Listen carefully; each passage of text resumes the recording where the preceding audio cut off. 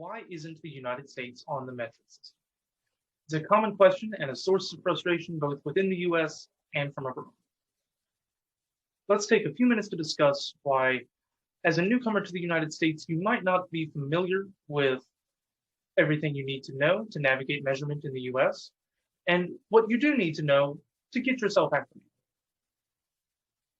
We'll start with a brief introduction, go over just a little bit of history, compare the systems that we do use, cover where those systems are used, and we'll wrap up with a brief conclusion. So, the first thing we should acknowledge is that the US, contrary to popular belief, both domestically and abroad, is not a one-system country. We actually rely on two systems. Both what is called the United States Customary System, or U.S.C.S., as well as the Système International, or SI system, commonly called the metric system in the US. The figure here illustrates that the United States is one of only 3 countries on the planet to not fully adopt the SI or metric system.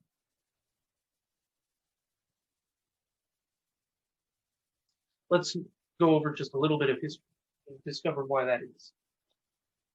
So the US has its own measurement system, unique to this country, largely borrowed from the British system, the imperial system used during the days of the British Empire.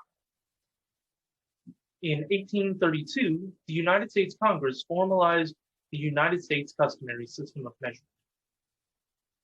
This system didn't change a lot from the imperial system, but set out a unique system for the United States. It went through several revisions all the way up until the year 1959, where it became the system we know today, most of these revisions being for precision. The SI, or metric system, on the other hand, was first recognized as a legal metric to use in 1866, though the U.S.C.S. was still acknowledged as the preferred system. By 1960, the SI internationally had been largely formalized and was gaining massive ground across the globe. In 1975, under President Gerald Ford, the United States did actually recognize the SI system, or metric system, as the preferred system of the United States.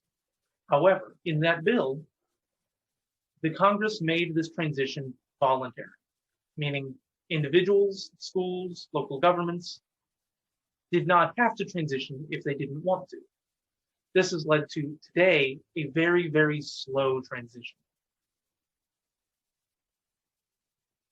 Now let's talk about the two systems themselves, just briefly. So most of you coming from abroad will be familiar with the metric system, or SI system. As you know, it is base 10. It is a base 10 system that is scalable up or down based on the use of prefixes.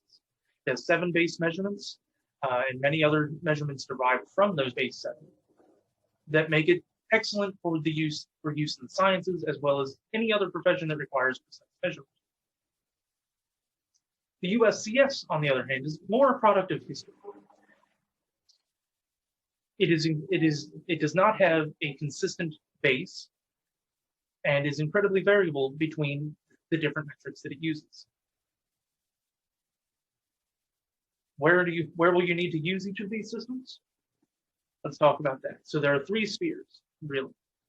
There's the occupational sphere, the public sphere, and the home. When at work in the occupational sphere, if you're in the sciences or medicine, anything that's relying heavily on the sciences, you will likely use the SI system, the metric system, almost entirely. Other professions, it is extremely variable, sometimes down by company. Different companies can use different systems because the transition was voluntary. In the home, most homes are still built using the customary system. That includes furniture, that includes cooking, still largely built on the customary system. New homes born in the past few years are more likely to be built using the metric system. However, in public, the system that is used is almost entirely the U.S. customary system. Very rare are road signs posted in kilometers, but very common, are posted in miles. A brief conclusion. So you should know that the U.S. is transitioning. However, it is extremely slow. Currently, we recognize 2 official systems in the United States, and it will be a long time before the U.S.C.S. fully fades. Linked below this video are several resources to help you learn the U.S.C.S.